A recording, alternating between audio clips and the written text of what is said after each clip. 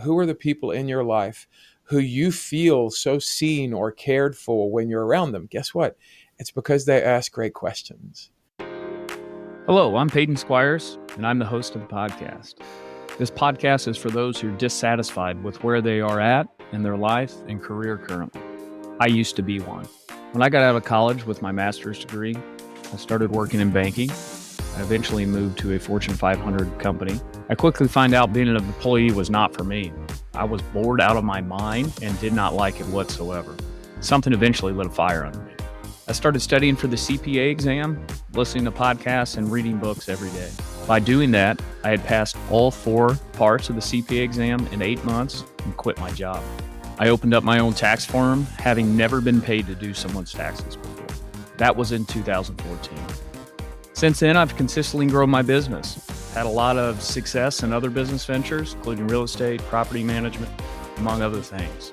And now, I'm looking for a new venture. I want to help inspire you and other entrepreneurs to achieve their potentials and dreams, as well as learn from the stories of these entrepreneurs as to see what has gone well and what hasn't gone well for them. Let's go create a bunch of healthy, wealthy, and wise entrepreneurs. Ladies and gentlemen, welcome back to Behind Their Success podcast. Today, we have a special guest on with you, Mr. Carl Lubbe. He is the founder and CEO of Curiosity Coach, a consulting firm specializing in executive coaching and culture development. He was born and raised in South Africa. Carl has a background in both music and coaching, bringing a unique perspective to his work. He has helped individuals and organizations tap into their curiosity and unlock their full potential, working with clients ranging from small startups to well-established companies such as Chick-fil-A. Through his coaching, Carl has helped numerous companies improve employee retention and increase revenue, with clients often praising his services as priceless. In fact, his work has saved clients hundreds of thousands of dollars in employee retention and revenue creation. He has a deep understanding of the importance of positive company culture and the impact it can have on employee satisfaction and overall business success. Carl's a guy that I've personally got to know a little bit over the last year or so. Despite being a University of Georgia fan, he's a guy that when he talks, I certainly perk up and listen and take notes. His ability to articulate how to work through problems that you encounter really in life and especially in business is some of the best stuff I've heard. Super excited to welcome Carl.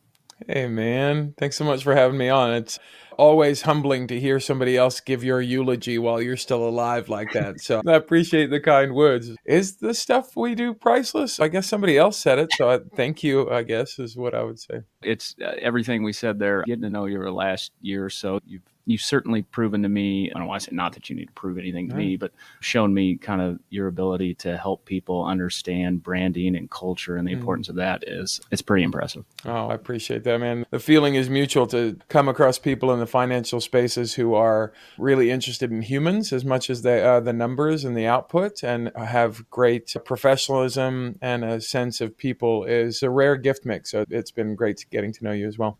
So, Carl, give me some more of your background, just a little more detail. Who's Carl? Where did he come from? And how'd you get where you're at now? Yeah, so I think the wildest part is really how I got to the States. So I live in Atlanta, Georgia now. I've got a lovely wife. We've been together 18 years now, and I've got 2 kids. But the way that I got to the States is my father immigrated from a country called Zimbabwe into South Africa and then had me and my brothers. And it was my dad, mom, and my grandmother. We all lived together. And my dad had this kind of harebrained question that kind of changed our whole life. He was like, I wonder if we could live in the States. Now, in the 80s, this is not a thing. It's so funny having lived in the States now for more than 30 years and what people think immigration is and what it actually is and how difficult it is to actually accomplish. Mm-hmm. You might as well have said, hey, I wonder what it's like to be a billionaire. Like the idea of getting to the States was such a far-fetched thing. It was so difficult to do. But my dad was that kind of visionary dreamer. And then he finds a company of all places in the middle of Africa in a place that used to be called Zaire. That's called the Democratic Republic of the Congo. And he was like, okay, they've offered me a job. So if I go there and then I work for a year, they'll send me on a paid holiday anywhere in the world. We'll use that to go to the States on vacation, and I'll see if I can get a job, and then that's how we'll get there. My dad is a little bit of a harebrained dreamer like I am. And it worked. I still to this day have no idea. That's like the world's worst travel agent. You're going to go through Central Africa and then hang a left and go to the States. But what was really interesting is all of this worked. The plan worked out. We went to the US, and you're like, okay, after a year of living in Central Africa, what's the place in the US you're going to go to? You're going to go to LA or New York or Miami. Like, where are you going? Mhm. East Tennessee. Let's go to Dollywood. That's where we're going to go. And but the reason for this, there's some method in the madness, is my dad had a friend who he'd worked with in a foundry in South Africa who ran a foundry in East Tennessee. And this is the guy who ended up getting us the job. So we go back after our month-long holiday back to Zaire, and my dad gives his notice. And they said, "Oh, you didn't understand. Like, you're not leaving." And he's, "What do you mean?" It's like, "Well, we can't find another one of you, and you don't leave until we tell you you can leave." And then I think all the chips fell into place. Oh, Zaire's a dictatorship, and you have connections to the dictator. Like, you're telling me I don't have the freedom now to leave the country. And we also really understood that now we're a flight risk. Like, we left once, so if we leave again, we don't come back. And so now it becomes very clear to my dad we're basically under house arrest. And so at that point, we had become friends with some missionaries from Orlando, Florida, and they basically chipped in enough cash to buy one plane ticket for my dad. So one of my earliest memories is like an 8-year-old is watching my dad climb into the back of a cab, somebody sliding a blanket over him, and him driving off and not knowing what happened. And later on, Wow. understood that got in across the border into Zambia, hopped a flight from Lusaka to JFK in New York, and then that starts the new life. But we had no idea how this was going to end for anybody else. And so fast forward, these missionaries help raise enough cash doing yard sales over the next 6 or 8 weeks. And I remember my mom, after we got 5 one-way plane tickets for the rest of us, opened the window of the house, and I remember vividly watching her just toss the house keys into the house. We just left everything. So we came to the Wow. States with 2 suitcases and $100. Just same story, back of the cab, underneath a blanket, across the border into Zambia. And so it's, my life has been this really beautiful testament, not to our courage, because people will use that word. I think it's a testament to me of two things: the kindness of strangers, because it was these missionaries who got us here. It was the kindness of strangers over the course of the next 10 years that helped us literally survive in the States, because the company Mm. that brought us over 6 months after we were here went bankrupt. And so we were in these really hard spots without immigration, without work, without any place to turn to, and there wasn't a country to go back to. And so the kindness of strangers, and then really my life's work has stemmed out of this idea that one great question changed our whole life. And so curiosity, the curiosity of my dad to go, I wonder if we can get to the States, the curiosity to go, I wonder if we can sneak out of the country, the curiosity of going, I wonder if now we can get into this American university and we can get it paid for. Like, everything in my life has been the direct result of this one idea that one great question can change everything. That's some really good stuff. Mm. That's your story is one of kind of your classic immigrant story. I know you say you downplayed the word courage, but the courage that actually took Mm. to make that decision, to Mm. ask that question, Mhm. it's hard to imagine. That's especially when you put your family at risk Oh, and yeah. all those things that come along with that. As a father myself now, I just, man, that would have been a very scary time, I will tell Oh, you. yeah, you're so right. You're right. When I think about courage, I think about it for myself. So people are like, "Oh, like, that's so courageous." It's like, I was 8. There was no courage. There was only curiosity. There was only interest. But to your exact point, I've got a 10-year-old and an 8-year-old now, and I will regularly, because my mom just released her autobiography about her whole life experience, and this is one of the chapters. Is like, I cannot imagine the amount of courage it took to follow that curiosity and go, what if we could get this done? It's pretty mind blowing. Tell me a little bit about what you do. What's your business? What's your superpower? What are you good at? Yeah, I think I know, but let's share it with the audience. sure. One of my favorite things to do ever is to ask a great question. As I talked Mm. about before, I think curiosity is a superpower, and I think it's one that can be developed. And I have had the fortune of, whether it was as a traveling musician or as a leader of teams to be in this kind of people leadership development space for the last almost 20 years. And what I noticed very early on as a young leader was simple answers did not go as far as great questions. Like somebody who walked in the room and said, "This is how we're going to do this," without engaging the room, without being curious, without having high emotional intelligence. The solution, even if it was the right one, was typically short lived because people didn't feel like they were connected to it. As opposed to when you're able to ask great questions and get people's buy in, get their involvement, get their engagement, it goes a lot further. And this is funny. It's an old African proverb. If you want to go fast, go alone. If you want to go far, go together. And so I literally have turned that now into my entire business. My whole business is going, if you can ask a great question, you can build a better culture and you can create more revenue. So we call it the ABCs of a great culture. It's ask great questions to build a better culture that creates more revenue. And so every single day, I coach executives and middle management and create systems for frontline new entry level workers to go, oh, how do we create a culture that asks great questions that aren't just philosophical, they're also highly practical? Because I think my superpower is melding those two worlds where there needs to be a great sense of the strategy, of the philosophy, of the culture. And then also that has to be incredibly connected to the tactical, everyday, practical application of how that culture plays itself out on a Tuesday at 10 a.m. in some sort of deliverable that the business needs in order to serve the client well and deliver their product. Yeah, you talk about asking great questions, and it's building inside of a business of a culture of always trying to create even win situations, right? Win situations for the client, win situations for the company, the employees, and continue to ask those questions to find out, like, how can we come together and truly all be pushing in the same direction? Absolutely. Yeah, we talk about this all the time as we've used the phrase, this is the third way.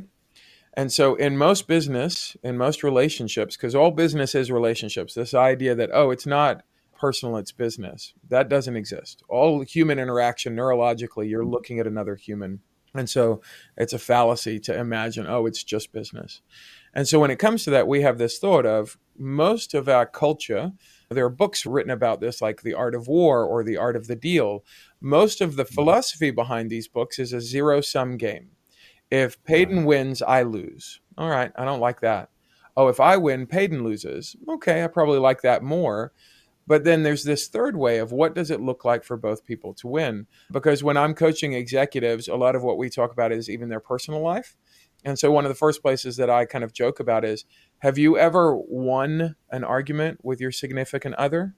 Did you really win? Did you win the battle, but you lost the war? And so our phrase for that is in any relationship, if there's one winner, there are two losers because you both lost in that exchange. However, if we'll pause and get still and ask a great question, there is always a win. Always. We just haven't sat still long enough to think through what the possible ramifications are, what the possible adjustments are. And that requires not a simpler answer, but a better question. And so I 100% agree with you. Most of what we're doing inside Curiosity Coach is helping people develop win solutions in places where it used to feel like if the client wins, I lose, or if I win, the client loses so they don't stay, or if I win, my colleague or employee loses, or if my employee wins, I lose. And it's like, we just haven't sat with the problem long enough. Let's ask a different question. Let's reframe the paradigm. So you say your skills are taking this philosophy and the practicality and melding it together.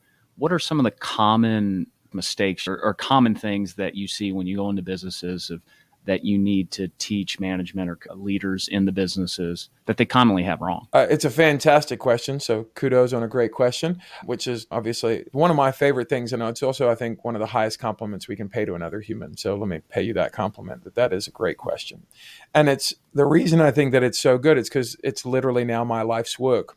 Is that I think there's 7 common problems for leadership and culture and human relationship inside businesses, because it's the same 7 problems outside business. Mm-hmm. And one of the common reactions that I'll get from executives and middle management is after I'm coaching them for a season, they'll tell me a story about their spouse or their kids or their parents. And they're like, you know, it's really funny. I used one of those tools that we used inside our team I used it at home and it worked. And I'm like, yeah, because it's all people. And so Yeah. the seven that we commonly help with are conflict resolution, expectation management, people development, which really consists of onboarding and skill building, those sorts of things. How do you replicate yourself? The next one would be clear language. Then we talk about ideation, which moving idea to implementation. Then we're talking about leadership development and then purpose alignment. And that's where we start. What is the purpose of the company as a whole? What is the purpose of this particular role or responsibility, and how is that connected to the problem that the company's solving for each other and for the client? And so when you can do that with every single role and responsibility, it's this wild thing that happens that people, when they're attached to their purpose, will stay much longer than when they're only attached to their pay. Purpose Mm. keeps you around exponentially longer than pay does. We require pay. That's a baseline. If your culture isn't paying people at market rate, I probably wouldn't be working with you because you're not doing the basics right. But people imagine that pay will keep somebody around. Oh, let me give them an extra $2 an hour. Let me give them an extra 20K a year. Let me give them this bonus structure. All are great for incentivizing in short bursts. But I call this the new car syndrome. When you buy a new car, you like the new smell, you like the way it feels for about 90 days. And then after that, it Mhm. wears off and you feel entitled to that car because it's Yeah. yours now. It's the same thing with our pay. A raise, an increase that's not just keeping with the market that says, hey, I value you, only holds its value for about 90 days. And then the brain does this interesting thing where it goes, I always deserved that. You only did what I deserved. So it Yeah. can keep you connected. Pay will keep you connected for that 90-day space. Purpose will keep you connected infinitely. Because if you wake up and you go, not only am I paid well, and I'm connected to the problem that I feel like I have some sense of accomplishment in solving day in and day out. So that's the first Mm. place we start is, does the company or the brand understand the problem it's solving? Is the brand and the purpose connected to that? Is everybody clear on what that is? Not only for the organization, but for their individual role and responsibilities. And then based on that clarity, the next place we typically go is expectation setting. And the line that I use for this is, all bitterness and resentment is the direct result of unmet expectations. So this is true again of us and our significant others, our kids, our parents, our friends, our culture. When an expectation that we have of the world goes unmet, we become first resentful and then eventually bitter. We see this sometimes with our greatest generation, or our boomers, or our Gen Xers, or our millennials, or our Gen Alpha or Z and then Alpha. Is they're looking at the expectation of the world, and when it goes unmet, I resent a different generation, or I resent the Yeah. construct. And then if I sit with my own resentment long enough, or I find an echo chamber that will reiterate that, what do I eventually become? I become this bitter older person who goes, either the world has passed me by, or the world isn't the world I remember or it should be. And because that expectation went unprocessed, now I'm upset. So you take that really macro idea, I know we're getting a little philosophical there, into the everyday micro idea of you and I working together. Say you hire me on at your great firm, and I go, okay, the pay is set. I know where my parking spot is. I know where my cubicle is. And then I sit down at my desk and go, what's the win today? If I don't know what the Mm. win is, you have an expectation of the win, and I have a projected idea of the win. But if those things aren't clear and doable, matched and met, then all of a sudden it's, oh, we're going to start to have some resentment. I'm not going to perform at the level you want to. And I'm going to resent you as my leader for going, well, you should have onboarded me better. And so then we take that tool of expectation management, then goes into the onboarding and people development tool so that we can have that thing, which then leads into clear language of how those things don't get muddled in translation and so on and on. So all of Mhm. these seven tools work together to make sure that leadership is going, okay, from purpose to expectation to people development to clear language to conflict that's going to naturally arise. How do we have a tool that's going to help us mitigate and improve and become the sort of place where my goal and our stated goal at Curiosity Coach is, we make happy companies. It's not a guarantee, it's not a promise, it's just what we do. If we're involved, we're going to increase clarity and reduce anxiety, and which will make you happier in the work that you're doing. If we can connect all seven of these things inside the company, those things naturally happen. Happiness is the byproduct of a reduction in anxiety and an increase in clarity. It's all fantastic stuff. You talk about setting expectations, and I think you're right. Almost every problem either comes from a lack of communication or just flat out miscommunication, where Mm-hmm. I may use a word, but your interpretation of that word, even though we're saying the same word, Mm-hmm. we have very different ideas of what that word means. Mm-hmm. And man, so much of man's problems comes from that lack of communication or just speaking two different languages. We Mm-hmm. may be both speaking English today, Mm-hmm. but literally two different languages. Yeah.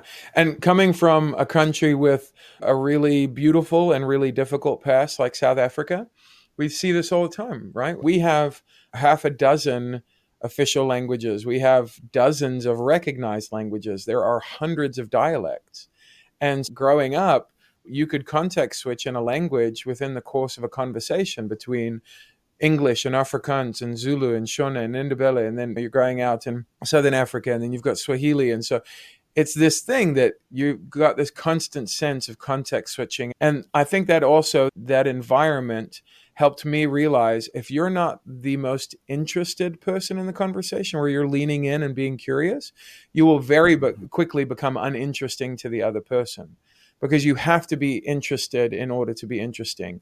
And that interest in the other person, in learning their language and leaning in and being curious and asking questions, immediately lowers barriers. Like, this is one of the things that I experience when I travel, people, especially coming from the States to a place like France. So America has a lot of preconceptions about the French. Oh, they're rude and they're this and that.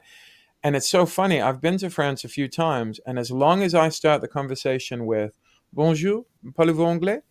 It's this attempt to be in their culture, to speak their language, to apologize that I don't speak it fluently. I have never encountered a rude French person. And I think it's this intent, it's this interest in their culture, it's this desire to be curious, to make that, cross that language barrier. And it's the same thing in the work. The thing that I would encourage anybody watching this or listening to it in their own relationships, whether it be personal or professional, is to go, when is the last time I showed genuine interest in somebody I was having conflict with? When's the last time I showed genuine curiosity? And one of my favorite questions around this is, when's the last time you changed your mind about something important? Ouch. You really go back and you look at that. And I think all those, you do some of that internal work on some of those things. It takes a certain level of humility to say, Yeah. you know what, my experiences, my culture, everything I've gone through my life maybe isn't 100% representation of how the entire world works. Imagine that, right? Yeah, isn't that amazing, right? So it has gotten so much tougher these days. Social media and different things have made that problem worse. Oh yeah, for Where sure. we get on our social media, we get into these algorithms, and they're just going to show you what you already believe to confirm it even further. What are your thoughts on that, I guess? So I think technology is incredibly powerful. I think what we have are a tool like anything else. So I liken social media to a scalpel in the right room in the hands of the right person can save your life. A scalpel in a back alley with an untrained human who is afraid can make you bleed out. And so I don't necessarily look at the technology and its function as necessarily evil. There's a famous verse in the Bible that's used incorrectly all the time. It's like, money is the root of all evil. That's not true. The full phrase is, the love of money is the root of all evil, because we've given our affection to the wrong thing. I think the same thing is true of social media and of the technology that provides it. If I'm there to create and I'm there to disseminate curiosity, it's incredibly powerful. I mean, think about this. In my lifetime, previous to the internet and social media, if I had a really interesting thought about how curiosity could improve your marriage and your parenting and your business and your relationships, I could maybe tell 500 people in the course of my life in a sit-down conversation. I can now shed that idea and share it to millions of people with a click of a button who are in a space to hear it. And so I think the problem with social media, and even when we demonize it, is going, oh, well, it's all bad. If it is bad, that's fine. So unplug from the pets that are unhealthy for you or your family or your community, and then start to think more about creation than consumption. If I want more beautiful things in the world, let me make art. Let me make a beautiful conversation. Let me have an interesting idea, as opposed to I'm just here consuming somebody else's creation. Because I will say this, the designers of things like Google have come out in the last year and go, oh, we've figured out psychologically that the quickest way to get you to click to remain connected is through outrage. And so the Mm-hmm. quickest way for you to be outraged is, how do we make you afraid of what you're going to lose and the destruction of the thing that you expected to be there, right? It's going back to that expectation conversation. So anytime I feel something online trying to clickbait me, trying to make me outraged, me to paint any other human on the planet as the other, as across the line from me, as in opposition to me, I'm like, oh, you're selling something. There's something behind this. There's money being changed. And I'm like, oh, I don't need to consume that. I just mute whatever that channel is or whatever that thread is. And I think this is going to be the important skill set of the 21st century is your own curation of what you're consuming. And at this point, I look a little bit like these are the early days of the Wild West, where everybody could have a gun and there was no consequence, or the early Yep. days of you could smoke in a plane or in a restaurant. I'm old enough to remember I worked in restaurants in the States where I worked in the smoking section. We smoked inside Me too. around babies and other humans. Our kids Yep. would look at that and be like, are you insane? I think we'll look at social media very much the same way in the next 20 or 30 years of going, oh, there was no curation. There was just consumption. We didn't have any guardrails. And I'm not talking about guardrails for, oh, we're going to decide what information we're allowing in. It's just going, no, we're going to have a more mature thing and going, oh, I'm going to do this for 45 minutes a day as opposed to just 5.5 hours. Okay, we're going to Yeah. create these guardrails. And also, we're going to go, is it good for me? Is this something where I walk away feeling better? That's one of the first things. So, here's some free coaching that other people pay for. One of the first things I ask executives is to name their frustration outside of work. What's a life thing that currently, if I talked about it, you could get on your soapbox about it for 45 minutes? Okay. So they pretty quickly come to something, and it's an election year, so it's probably about this political party or Mhm. that party. And then I'll ask them, on average, a week, how much time would you say you consume content around this frustration? Okay.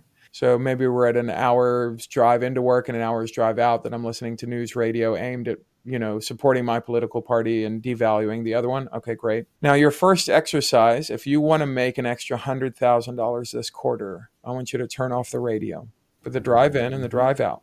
And every single time they come back and say, you know what? It's so interesting. I'm finding myself less frustrated. And I was like, guess what?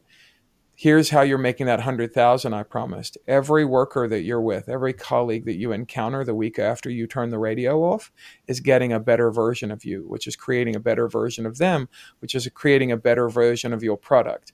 There's your $100,000 in a blink. Yeah, I can speak to that exact situation. Not that I wish I would have had you 10 years ago tell me to do that, but I used to do a lot of that, listen to the news and different kind of talking heads. But I cut that out of my life like 4 years ago Mm. and never looked back. And it is true that when you're in the middle of it, anything you pay attention to or give focus to becomes the most important thing to you, Mm-hmm. right? But if you start giving your attention to somewhere else and not feeding that, you realize, wow, that really isn't that important to my day to day life, Mm-hmm. right? And getting out of that constant state of fear and frustration and really just like scarcity, Mm-hmm. right? You almost come out of a poisonous cloud. I like to call the whole spectrum of the media is they're just there to grab your attention, and regardless of what's going on. Mm-hmm. Yeah. And the greatest trick now that has been pulled over us as a human population is that there's a separation now between the media and the populace. You are a media channel. I am a media Yeah. channel, right? And so now we don't have just CNN or Fox or BBC or whatever. We've got 3 billion people with internet access who are their own little media outlet putting this out in their own little niche of the world. And so it is this thing to go, oh, have I assigned blame to some big bad unknown out there where really it's just our human condition to be afraid and to make scared decisions out of a place of scarcity? And so I think it was really wise of you, however many years ago, to be like, okay, let me unplug from that and decide what it is that I would like to consume and what it is I'd like to create. And these things are really powerful personal decisions that affect our relationships with our significant others, our kids, and our friends, and our businesses. And so these are important questions to be asking. What am I consuming? And what am I creating? And is the things that I'm worth creating, or the things I'm reposting and sharing with the world, are they things that I would look at in 20 years and be really excited that I expended energy and asked for other people's attention to be interested in this? Like you and I, what I've really enjoyed in the last 6 months is I love the fact that sports exist. I love the fact Mhm. that you get to cheer on Mizzou and the Chiefs. I love the fact that I get to cheer on the Georgia Bulldogs because I found community in it through my family when that was not a part of my upbringing. And when I got married, I got basically in-lawed into this Georgia Bulldog thing. And what I love about the sport is it gave you and I a chance to connect as opposed to Mhm. disconnect, because we were going, hey, I love that you've got your fan base and I've got mine. How do I appreciate yours? How do you appreciate mine? And it created a moment of connectivity and curiosity about, man, I'd love to come to a game with you and see the Chiefs play or see the Tigers play, so that we share an experience together on this mutually agreed upon interest. And in 20 years from now, a picture when you and I eventually go to a sporting event together is worth looking back on in 20 years and go, that was worth it.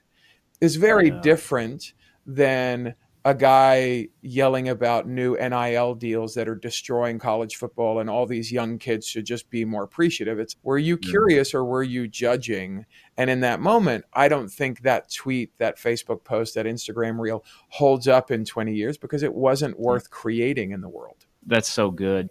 You can look back and like a program like Facebook or whatever, they have the memories. Mhm. And I think anybody that goes through those things and looks back at stuff that you posted 10 years ago or 5 years Mhm. ago, and if you're not cringing, right, you probably haven't Yeah. developed too Yeah, much. exactly. And I get sucked into it Yeah. too. There's times where it's like, I legitimately will post something and then 10 minutes later, I'm like, what good is that? And literally go back and delete it. Which is great. And it's just really wanting to be just something that moves the conversation forward. And like Mhm. you say, ask great questions, trying to curate and create information and put that kind of stuff out. Yeah, and I think there are people who are just so good at this that it's easy to learn from them. You know, you and I've got this mutual buddy, Chaz, and I'm constantly amazed and impressed by the level of question that he's asking in social media Mhm. places and the amount of conversation that he's able to generate from that thing. And so, one of the things I would encourage your audience to do is, you may not be naturally curious because it's a muscle, but you want to treat it the same way of going, oh, I can lift a little bit today. It's going to make me a little stronger tomorrow. And the environment matters. Who are the people in your life who you feel so seen or cared for when you're around them? Guess what? It's because they ask great questions. Mhm. And so learn from those people. Start to identify, whether it's in person or on social media, who are people that you really feel just ask great questions and care about sitting around for the answers in the conversation. And then start to go, Right. well, what are they doing? How could I learn for them? How, like I might not be able to, throw up 225 on bench with Peyton first day because he's strong and he's been doing this for a while. What would it look like for me to go, I'll start with 2 dumbbells at 10 pounds and feel stupid, but I'm in the room learning from somebody else who's stronger than I am, because it's a valuable discipline. It's a valuable muscle and superpower to develop. That's good stuff. And having the humility to just sit at the feet of someone that's further down the line and Mhm. willing to just soak in the good stuff and realize maybe the stuff that you don't want to soak in. That ability, like you said, the Yeah. skill going in maybe into the future is the ability to just filter good from bad in a Yeah. lot of situations, because so much is going to be thrown at you through social media and all these different channels. It's also recognizing nobody, even people you love. So if there's a content creator or a thought leader or a public figure that you love, because my hope for you and your podcast, that it'll get you a great big audience and people will come and listen to it. Peyton's not going to say things that you agree with all the time, but that's not your Mm-hmm. job. The job is to like share something. And like you said, Peyton's growing all the time and looking back on the first podcast and be like, oh, I don't know if I'd say it like that, because you've grown as a Yeah. human, right? Our job in those human interactions is to look for the nuance and go, I can take this great piece of truth, but then Carl said something really stupid on this podcast I completely disagree with. But I can still hold this truth and cast the other one Mm-hmm. aside. And it doesn't make Mm-hmm. Carl good or bad. It doesn't make Peyton good or bad. It's going, life doesn't work like that. There's nuance, there's intricacies, there's these spaces of gray. And what we have to become better at is going, how do I not throw baby out with the bathwater? How do I get something great that's applicable for me and then not deify this person so that I have to defend them to other people, but also not Exactly. demonize them and go, oh, you said that one dumb thing. I can never listen to any truth from you ever again. And this is what, again, will make us better spouses and parents and community leaders and business leaders, is going, I'm not looking at anybody as good or bad. I'm looking to be interested, ask a great question, learn what I can learn from this person, give as much value as I can, and then understand that we're just a messy mix of things all the time. Yeah. And that's okay. In my wording to sum that up is just to be, like you say all the time, be curious, ask great questions. And the only way you can do that is have a level of humility and realize while you are God's gift to the planet, you're not always right. Yeah. So being willing to have that open mind. And that all comes back to what you teach of curiosity and asking great questions. Yeah. So, Carl, what's the best way people can connect with you? They like what you hear. You're obviously an impressive guy. You've worked with tons of great companies, and your skill set in these areas is amazing. Oh, I appreciate it. Yeah. The ways that I help these days is I help, like we talked about, with executive coaching and team development. So people can bring me in either for a speaking engagement, or they can bring me in for a one-day discovery retreat session with their team, or I can do continuing coaching remotely, because I do all of my coaching via 1-hour video calls each week over a 90-day engagement. And they can get more information on all that stuff at getmorecurious.com. Well, guys, this was an awesome episode. I thank Carl for coming on today. We'll see you next time. Thank you so much for listening to the podcast. If you found it valuable, please rate, review, and share it. That is the best way to help us build this and reach more people, as we're trying to accomplish our goal of help creating more healthy, wealthy, and wise entrepreneurs. You can follow us on social media by searching for me, Peyton Squires, or going to PeytonSquires.com. On the website and social media, we're always sharing tips of personal growth, and there we can actually interact. I'm looking forward to it. Thanks, guys.